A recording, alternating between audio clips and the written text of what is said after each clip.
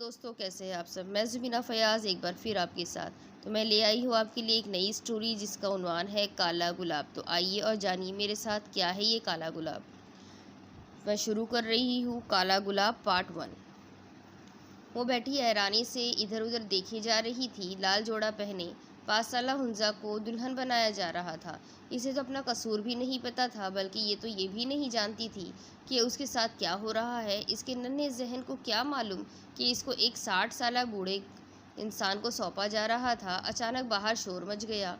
बारात आ गई, बारात आ गई, और साथ ही बैंड बाजे बजने लगे। फिर करीबन आधे घंटे बाद इसके पास मौलवी आए और इसका निकाह पढ़वा दिया। क्या जहालत थी, एक नाबालिग कमसिन बच्ची की शादी करवा दी गई जिसके खेलने कूदने के दिन थे। उसे बेजान गुड़िया बना दिया गया था। अभी इसकी चाची ने इसका मुंह मीठा ही करवाया था कि बाहर सन्नाटा छा गया। लड़की देख के आओ, क्या हुआ है। चाची की बात पर उसकी बेटी दौड़कर बाहर गई और 15 मिनट बाद फूली हुई सांस में चाची को आकर बताया, अम्मा, दूल्हे का इंतकाल हो गया है। उसको दिल का दौरा पड़ गया था और 1 मिनट भी वो जी ना सका, फ़ौरन ही मर गया। चाची उसकी बात पे दिल थामे ज़मीन पर बैठ गई और अपने पीछे हुए मामले को समझने की कोशिश करने लगी। हुंजा को हमदर्दी से देखने लगी। तुझे पहले ही कौन सा इन दुनिया वालों ने जीने दिया था, जो अब तेरे ऊपर बदबख्त होने का भी थप्पा लगा दिया जाएगा। या अल्लाह, मेरी बेटी की हिफाजत करना। मुझे पता नहीं मैं कब तक ज़िंदा रहूँगी, पर मेरे बाद एक आप ही इसके वारिस हो। और वो फूट फूट कर रो रही थी। पीछे हुंजा भी अपनी चाची को देखकर रोने लगी और जैसे तैसे अपने कपड़ों को संभालते हुए बमुश्किल छोटे छोटे कदम उठाती अपनी चाची तक पहुंच आई। अम्मी, आप रोना। अम्मी जी, आप मत रोइए ना। मैंने अल्लाह ताला से दुआ मांगी है कि वो मुझे भी अम्मी अब्बू के पास बुला ले। उसकी चाची इस बात पर उसे अपने गले से लगा लिया और उसका माथा चूमा। ना बेटी, अल्लाह तुझे सदा सलामत रखे। लेकिन मैं तो काली किस्मत की लड़की हूँ ना। तो आप मेरे पास तो मेरे पास लोग भी इसी वजह से नहीं आते। फिर आप मेरी लंबी ज़िंदगी की दुआ क्यों करती है। ना बेटी, तुम तो बहुत प्यारी हो और बहुत अच्छी हो। ये तुम्हें किसने कह दिया कि तुम काली किस्मत वाली हो। चाची, अब झूठ बोलती हो। सारा, चची, ताई सब मुझे काली किस्मत की कहते हैं और अपने बच्चों को मेरे पास आने भी नहीं देते। वो सब जाहिल है बेटी। वो जहालत की उस चोटी पर पहुंच चुके हैं जहां वो अंधे हो चुके हैं। उनकी वापसी अब मौत के बाद ही होगी। पर तुम इनकी बातों में ना आया करो। तुम तो मेरी प्यारी बेटी हो। तुम्हें काली किस्मत कहते हैं ना। वो खुद ही काली किस्मत वाले होंगे। तुम तो सबसे प्यारी हो। हुंजा ने इस बात में उनके सर हिलाया। तू मेरी चंदा है, तू मेरा गुलाब, तू मेरा काला गुलाब। तेरे इश्क में मेरा जहां है। ये एक दूसरी तरफ चल रहा है सॉन्ग। तेरे इश्क में मेरा जहां है, तू नहीं तो सब फना है। ये इश्क की बाजी भी खेल ले रांझे, वैसे भी आगे कांटे भरे गुलाब है। मेरे चाहने वालों को मेरा सलाम। इस हॉल नुमा लाउंज में हूटिंग शुरू हो गई। अचानक सारी लाइट्स ऑन हुई और बड़े से केक के सामने रायान दिलावर शाहजेब अपनी तमाम तरोजाहत लिए खड़ा था। बिखरे बाल जिन्हें जेल से सेट किया गया था, तीखे नैनो नक्श, चेहरे पे वही हॉट किलिंग स्माइल। वो लड़कियों की जान था और म्यूज़िक इंडस्ट्री में इसका अच्छा खासा नाम था। हेलो एवरीबॉडी, व्हाट्सअप, वो अपने मखसूस अंदाज में बोला। इसका अंदाज शौक सा था, सबको खुश रखने वाला। तभी इसके मैनेजर्स भी इसके फ़ैन थे। इसकी शख्सियत से वो जितना रौबदार लगता था, असल में बिल्कुल ही अलग था। I am glad to see all of you here. Okay, so now let's cut the cake. उसने कह के छुरी उठाई। इसके एक तरफ इसके वालिद खड़े थे और दूसरी तरफ उसकी वालिदा। इसने केक काटा और दोनों को खिलाया। फिर वेटर्स को केक डिस्ट्रीब्यूट करने का कह के अपने दोस्तों के पास जा खड़ा हुआ। पूरी रात जश्न का समा रहा। ये थी रायान दिलावर और शाहजेब की ज़िंदगी। फेम, पैसा, लग्जरी और ज़िंदगी की हर खुशी। दरवाज़ा खोल के बूढ़ी सी औरत अंदर दाखिल हुई और खाना एक तरफ रख के उसकी जानिब देखा जो घुटनों पे सर दिए बैठी थी। उन्हें इस गुड़िया सी लड़की पे रश्क और रंज इकट्ठे आता रहा। रब ने इसे दिल खोल के हुस्न दिया था। हेज़ल ग्रीन आई, सुनहरे भूरे से बाल, गोरा रंग, पतली छोटी सी नाक और गुलाबी होठ। मगर किस्मत दुनिया मगर किस्मत देना शायद भूल गया। बचपन में ही इस पे बदकिस्मत होने का धब्बा लग गया। इसके साथ साथ इसका बचपना छीनने की कोशिश की गई। बेटी खाना खा लो। उसने सर घुटनों से उठाया और अपनी वीरान वीरान सी नज़रों से अम्मा को देखा। ये खाना क्यों लाती हैं? वो खाने पे नज़र गाड़े बोली। कुछ खाएगी नहीं तो जिएगी कैसे? वो इसे तरहम भरी नज़रों से देखती हुई बोली। तो किसने कहा कि मैं जीना चाहती हूँ अम्मा? मैं सबको खा गई जिसने मुझसे मोहब्बत की। मैं सबको खा गई। मैं अपने माँ बाप को खा गई, चची को खा गई, अबीजान को खा गई। तो क्यों मुझे ज़िंदा रखा हुआ है? वो बेतासुर लहजे में बोल रही थी। अम्मा नज़रें चुरा कर बाहर निकल गई। Rayan, why are you packing and for what? उसकी मम्मी कमरे में आई तो उसे पैकिंग करते देखकर बोली, mummy I am going to grandma's village. वो मसरूफ़ से अंदाज पे बोला। इसकी बात पे इसकी मम्मी सहम के रह गई। रेयान, उसने बीच में बात काटी, बेटा तुमने मुझसे प्रॉमिस किया था कि तुम कोई ऐसी जगह नहीं जाओगे। मम्मी मैं अपनी ग्रैंडमा से मिलना चाहता हूँ। मैं 22 साल का हो चुका हूँ बट आज तक मैं ग्रैंडमा और ग्रैंडफादर से नहीं मिला। वो तल्खी से बोला। वो अभी तक अकेली रहती है और हम उनसे मिलने क्यों नहीं जाते? वो बेजारी से बोल रहा था। तो उसकी माँ ने कहा, वो खुद हमारे साथ रहना नहीं चाहती तो हम क्या कर सकते हैं? Seriously mummy, I can't believe I am son of yours. You are insulting your. वो चीखी। Rayan, mind your language. Mother for that old women. I am blood of that old lady and she is my grand माँ। अब के इसने गहरा सांस लिया और इनका हाथ पकड़कर बेड पर बिठाया। मम्मा प्लीज़, बस एक बार। मैं वापस आ जाऊँगा। रेयान, मुझे बहुत डर लगता है कि तुम वहाँ जाओगे तो तुम वापस नहीं आओगे। वो आंखों में नमी लिए बोली। मम्मी मैं वापस आ जाऊँगा। उसने प्यार से उनका माथा चूमा और फिर पैकिंग करने लग गया। रेयान, तुम नहीं जानते इस दुनिया की रियलिटीज़ को और उस छोटी सी जगह को। तो जान जाऊँगा। प्लीज़ मम्मा मुझे जाने दो। और रेयान ने अपनी पैकिंग मुकम्मल की और वो चल दिया। वो लड़की ब्यूटीफुल कर गई चुल।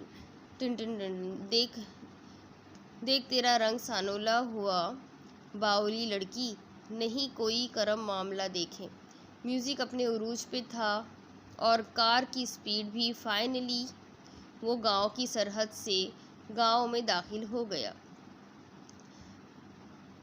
मगर अब इसको स्पीड स्लो करनी पड़ी। जो चीज़ उससे सख्त नागवार गुजरी, कच्ची सड़कें और कच्चे ही घर, इसके लिए ये सब एक नया एक्सपीरियंस था। थोड़ी देर की बेजारी के बाद आखिरकार वो नेचर एंजॉय करने लगा। जगह जगह रुक के तस्वीरें लेता। गांव के लोग हैरत से इस फिरंगी को देखते जो प्लेन वाइट टी शर्ट और ब्लैक जीन्स में पूरा अंग्रेज़ ही लग रहा था। इधर उधर फिरने के बाद भी जब उसे रास्ता समझ ना आया तो एक देहाती के पास गाड़ी रोकी और विंडो नीचे करके सनग्लासेस उतारे और डैशबोर्ड पर रख दिए। उसकी जानिब मुतवज्जा हुआ जो उसे आंखें फाड़ फाड़ कर देख रहा था। Can you tell me where is Shahzeb mansion? वो बेचारा किसान तो सही फंसा। की कहंदे हो पुत्र जी? क्या कह रहे हो बेटे? अब रायान को कुछ समझ ना आया, लेकिन इस बात का अंदाज़ा हो चुका था इस बंदे को इंग्लिश नहीं आती। शहजेब मैंशन कहाँ है? अब के इस किसान के चेहरे पर तशवीश के आसार नुमाया हुए। तुसी कौन? शहजेब इसके अंदाज से ही इसका सवाल समझा।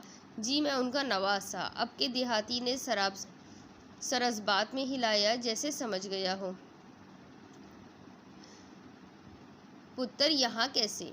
उसने बीच में बात काटी। आप प्लीज़ बैठ के रास्ता समझा देंगे? और कोई अगर रायान दिलावर को इस वक्त इस कदर ठोस उर्दू बोलते देखता तो वैसे ही वो बेहोश हो जाता, क्योंकि गानों के अलावा वो शाज़ुनाज वही उर्दू बोलता। सिर्फ इसके वालिदैन के साथ जिनके साथ वो उर्दू में बात किया करता था। बाकी वो सबके साथ इंग्लिश में ही बात करता था। वो देहाती एक बड़ी सी हवेली के सामने गाड़ी रुकवा के अपनी मंजिल को चल दिया, जबकि रायान ने ऊपर से नीचे तक इस हवेली को देखा। Wow granny, you live in palace. वो दिलकशी से मुस्कुराता गेट खोलते अंदर दाखिल हुआ। हवेली में बच्चों के हंसने खेलने की आवाज़ें आ रही थी। वो जैसे ही इस हॉल नुमा कमरे में दाखिल हुआ, उसे वहाँ लातादाद बच्चे दिखे, जिन्हें देख के वो हक्का बक्का रह गया। Granny, oh God, this is not your age of marriage. वो बड़बड़ाया। जब एक बच्ची की नज़र इस पे पड़ी, वो बड़े अंदाज में इसके पास आई। जी, मैं आपकी किस तरह मदद कर सकती हूँ? वह हैरानी से इस बच्ची को देखने लगा। You know how to speak Urdu? I also know how to speak English. वो बच्ची एक अदा से बोली, अब दिलकशी से हंसा और एक घुटना नीचे रख के सामने उसके बैठ गया। So I can get your intro. उसने आंखें घुमाई। If I said no, so I will be sad. वो रोनी सूरत बना के बोला। Okay, I will give you my intro. वो एहसान करने वाले अंदाज में बोली। My name is Amal Hussain, I am 10 years old and I am nanny's daughter. वो फिर मुस्कुराया। Miss Amal, if you are nanny's daughter, so how is she is your nanny? उसने आंखें घुमाई। Don't argue with me, tell what do you want? I want to meet granny. अब के अमल ने मशकूक निगाहों से इसे देखा। Why? Because I am her grandson. अब के उसने आंखें बड़े बड़े करके उसे देखा।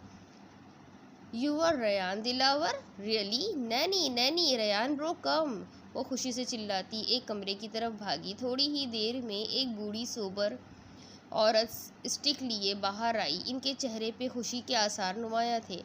वो उसके पास आई। रायान थोड़ा झुका तो उन्होंने उसका माथा चूम लिया।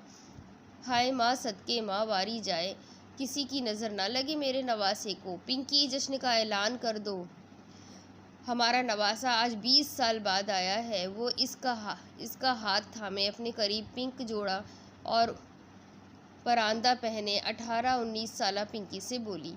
जी बाजी, मैं अभी जाकर कहती हूँ। वो कहते बाहर की जानिब भाग गई। वो इसे लिए इस कमरे में ले गई, वो जहाँ बैठी थी। अमल खासा माँ को खाने बनाने के लिए कह दे। अमल इस्बात में सर हिलाती बाहर निकल गई। ग्रैनी ने इस पे कुछ पढ़ के फूका और फिर दोबारा इसका माथा चूम कर रो पड़ी। रायान ने उन्हें रोता देख के अपने पास बिठाया। रो क्यों रही है ग्रैनी? मैं लौट तो आया हूँ।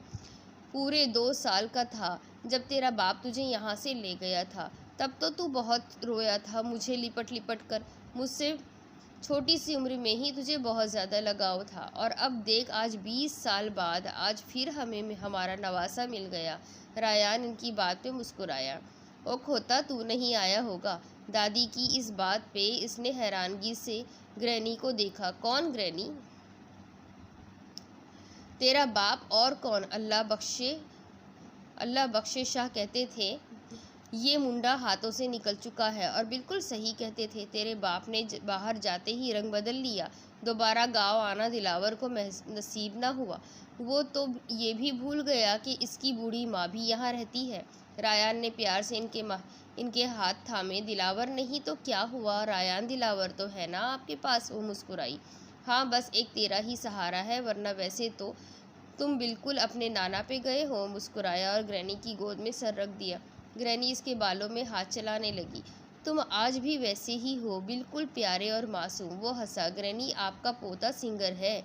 अच्छा, फिर तो बहुत लड़कियां तेरे पीछे होगी। ग्रैनी मशकूक अंदाज में बोली। उसने फ़ौरन इनकी गोद से सर उठाया। ग्रैनी, लड़कियां मेरे पीछे हैं, मगर मैं किसी के भी नहीं। सच बोल रहा है? ग्रैनी ने ऐनक के पीछे से उसे घूरा। आपकी कसम। अल्लाह अल्लाह, मुझे मारना चाहता है? ग्रैनी अपनी स्टिक से मारते हुए बोली। अच्छा, फिर मेरी कसम। अब ठीक है। वैसे भी तेरी शादी मेरी पसंद से ही होगी। ग्रैनी, वैसे मेरी अभी उम्र ही क्या है? सच ग्रैनी, इस उम्र में इतने बच्चे? वो आईब्रो उचका के शरारत से बोला, जिस पे ग्रैनी ने उसे फिर से एक बार स्टिक से मारा। चल बदतमीज़ ना हो, वो सारे यतीम मिस्कीन है लेकिन अब इनके पास ये ग्रैनी है, सुपर ग्रैनी। और वो दोनों हंसने लगे। उसने कुरान पढ़ने के बाद मखसूस रैक पे रखा और बेड पे लेट गई। क्या हुआ, उदास हो? बीजान सब मुझसे नफ़रत करते हैं। उन्होंने इसकी बात पे इसके सर पे हल्की सी चपत लगाई। किसने कहा पगली ना बन? मैं हूँ ना तुमसे प्यार करने के लिए। फिर लेकिन सब मुझे काली किस्मत और ना जाने क्या क्या कहते हैं। तू मेरी बच्ची, वो सब तो पागल है। ये भी भला कोई बात हुई? मेरी बेटी इतनी प्यारी है। पता है बेटियाँ अल्लाह की रहमत होती है, तो रहमत जहमत कब से बन गई? ये तो दुनिया के उसूल है, हर शख्स को तनकीद का निशाना बनाती है। लेकिन मेरे बच्चे तुम बहादुर हो, दुनिया को फेस करना सीखो। ये सब तुम्हारी आजमाइश है और तुम्हें इन पर पूरा उतरना है। तुम उतरोगी ना? उसने इस बात में सर हिला दिया। अभी अभी आप तो मुझे सहारा देती थी, अब क्यों इस तपते सहरा में मुझे नंगे पैर छोड़ गई? क्यों मुझे मेरी बदकिस्मती का सबूत दे गई? एक आंसू चुपके से उसकी आंखों से बगावत कर गया। नींद इसकी आंखों से कोसों दूर थी, मगर जागने की सूरत में भी तो अजियत ही थी। लिहाजा आंखें बंद करके सोने की कोशिश करने लगी। वो अपनी ही धुन में चलता हुआ आ रहा था जब सामने से आती अमल से ज़बरदस्त टक्कर हुई और उसके हाथ में पकड़ी प्लेट ज़मीन बोस हो गई। एक ही कित्ता, ये क्या किया? वो आंखें फाड़े प्लेट को देख रही थी। और रायान उसे, तुम्हें पंजाबी भी आती है? अमल ने नज़रें उठाई। जी, मुझे पंजाबी, उर्दू, इंग्लिश तीनों आती है। कोई मसला है? स्ट्रेंज बट इंटरेस्टिंग, उसने सराहते लहजे में कहा। वो सब छोड़े, मुझे बताए अब इसका क्या होगा? वो प्लेट की तरफ इशारा करते हुए बोली। Throw it in dustbin. वो कंधे उचका के आराम से बोला। गजब खुदा का, ऐसे ही बिन में फेंक दे। ग्रैनी कहती है रिज़्क़ का ज़ाया नहीं करते बल्कि शुक्र करते हैं। कितने ही लोगों को इसका एक टुकड़ा भी नसीब नहीं होता, और आपने कितने आराम से कह दिया कि फेंक दे इसे। रायान को बेइख्तियार शर्मिंदगी सी महसूस हुई। फिर उसने भवें उचका के पूछा, फिर क्या? आज रात खाने में आप यही खाएंगे? पिंकी, वो मज़े से कहते पिंकी को बुलाने लगी। आओ।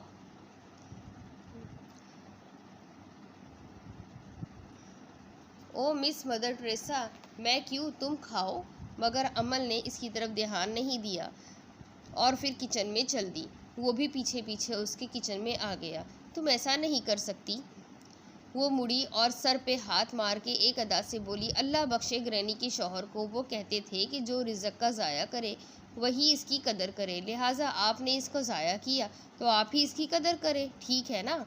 तुम मेरी आधी भी नहीं हो, ज़मीन से निकली नहीं और मुझे सिखाने चली। वो उसे घूर के बोला।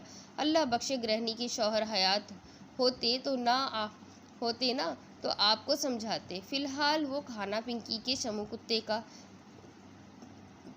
कुत्ते का खाना बनेगा। रायान ने सुक्का सांस लिया। तो वो सब तुम मुझे तंग करने के लिए कह रही थी? हाँ जी। हुन तुसी जाओ, सानू भी काम ने। अब आप जाओ, हमें और भी काम है। वो जान के पंजाबी बोली और इसकी तवक्का के मुताबिक वो चला गया। उसने सुक्का सांस लिया और खाना गर्म करने लगी। उसने प्लेट रख के गला खंकारा। हुंजा ने सर उठा के इसे देखा। इसे ये लड़की भी अजीब लगती थी। हर हफ्ते वो इसके पास आ जाती थी, फिर हफ्ते भर की रवादात सुनाती, ज़बरदस्ती अपने सामने खाना खिलाकर फिर कोई ना कोई तोहफ़ा देकर चली जाती। अस्सलाम वालेकुम हुंजा दी, कैसी हो आप? वो इसका हाथ थामे कुर्सी तक लाई और उसे कुर्सी पे बिठा के खुद सामने वाली कुर्सी पे बैठ गई। उसने हुंजा को खाना खाने का इशारा किया और वो शुरू हो गई। आपको पता है, पिंकी का बस्ता, ग्रैनी की दवाइयाँ, शहरी को डांट, और आपको पता है ग्रैनी का पोता ग्रैनी से मिलने आया है। लो, आज फिर सिर्फ मैं ही बोली चले जा रही हूँ। चले छोड़े, ये ले आज का तोहफ़ा, और मेरे जाने के बाद खोलिएगा। वो गिफ्ट पैक इसकी तरफ बढ़ा के प्लेटें उठा के चल दी। हुंजा ने गिफ्ट पैक खोला तो इसमें गुलाब थे। तू मेरी चंदा, मेरा काला गुलाब। वो धीरे से मुस्कुराई। वो जैसे ही बात लेकर निकला, इसकी नज़र सबसे पहले सामने पड़ी शलवार कमीज़ पे गई और उसने मुंह बनाया। वो मुश्किल से ही ईद की ईद शलवार कमीज़ पहनता था, तो अब कैसे पहनता? अपने मखसूस हुलिये ट्राउज़र शर्ट में ग्रैनी के कमरे में पहुंचा जहां वो तस्बीह पढ़ रही थी। वो उनके पास बैठ के उनकी तस्बीह ख़त्म होने का इंतज़ार करने लगा। थोड़ी देर बाद ग्रैनी ने तस्बीह ख़त्म करके कुछ पढ़ा और उस पर फूंक दिया। फिर तस्बीह एक तरफ रख के इसकी जानिब मुतवज्जा हुई। ग्रैनी में शलवार कमीज़ नहीं पहनता। उसने फ़ौरन मुद्दे की बात की, जिस पे ग्रैनी ने तासुब से उसे देखा। हमारे शहजादे, सिर्फ थोड़ी देर की बात है, तकरीब में तुम इस हुलिये में नहीं जा सकते। थोड़ी देर पहन लो, फिर तकरीब ख़त्म होते ही उतार देना। लेकिन ग्रैनी ने बात बीच में काटी। लेकिन कुछ नहीं,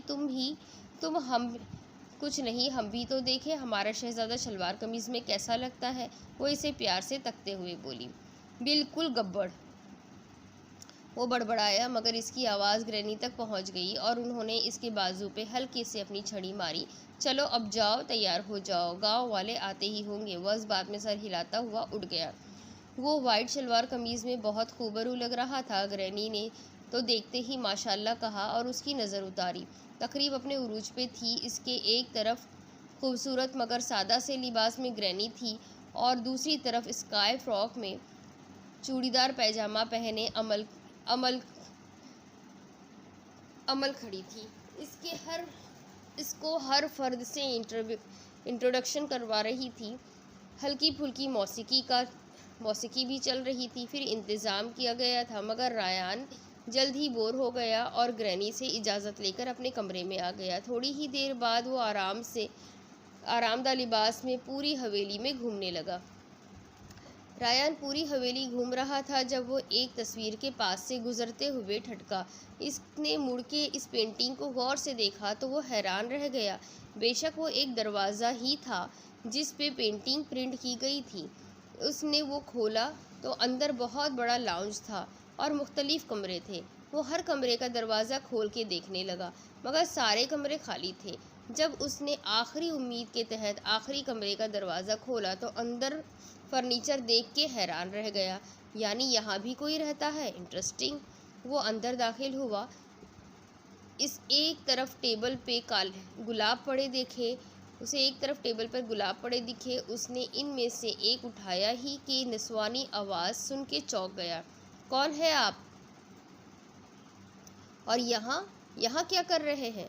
इसका मुकम्मल चेहरा घूंघट की आड़ में छुपा हुआ था। रायान ने सरता पैर इस लड़की को देखा जो काले लिबास पहने इस वक्त ऐसे लग रही थी जैसे सुनसान जंगल में चुड़ैल।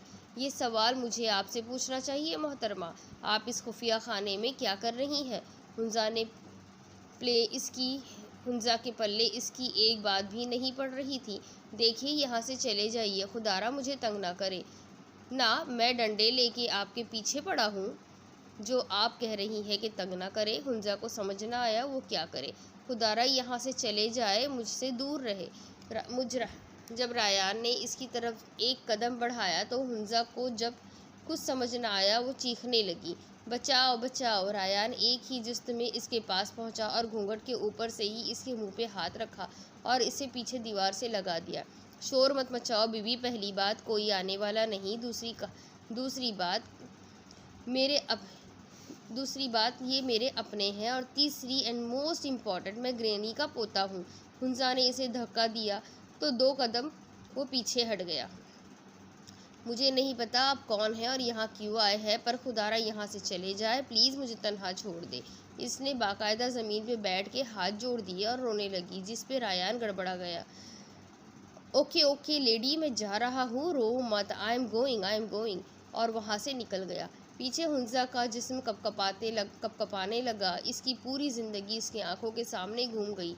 वो इसी लिए तो इंसानों से दूर रहती थी। इसके खदशात सर उठाने लगे।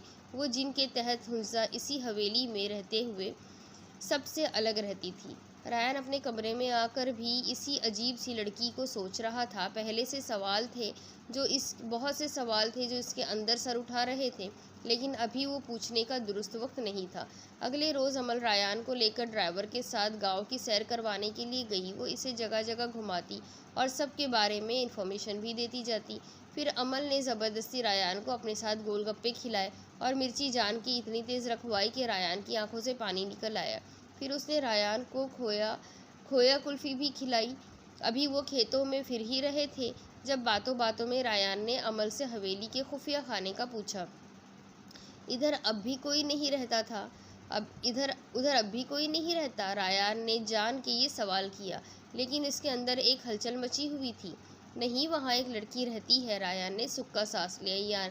जुल्म वगैरह का कोई सीन नहीं था। क्यों? रायान ने सरसरी से अंदाज में पूछा। ये तो ग्रैनी ही बेहतर जाने। मैं तो हफ्ते में एक ही दफ़ा उन्हें खाना देने जाती हूँ, लेकिन वो कुछ भी नहीं बोलती। मैं तो ये भी नहीं केस कह सकता, क्या पता गूंगी हो, क्योंकि माशाल्लाह से उनको तो चीखना आता है।